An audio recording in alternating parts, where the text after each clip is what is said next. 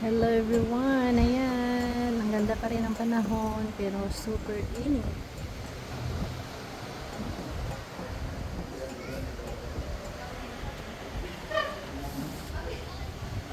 Ayan po, medyo mahangin-hangin.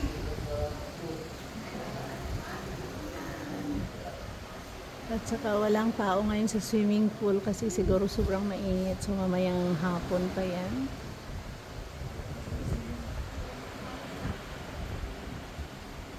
Ganda ng panahon.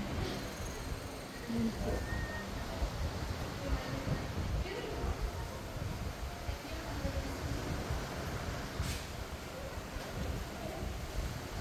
Fresh na fresh.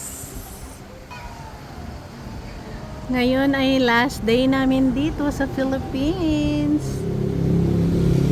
Sorry na lang talaga sa mga friends na hindi kami nakipagkita dahil alam nyo naman kasama namin po si Jessica. So hope to see you after few weeks again. Ayan.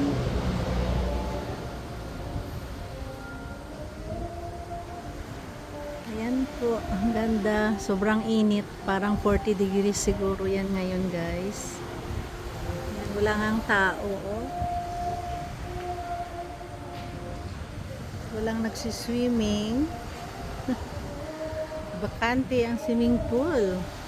Tampisaw na tayo guys. Solong-solo natin ang ating swimming pool ngayon.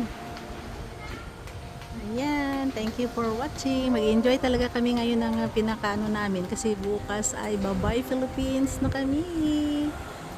Bye!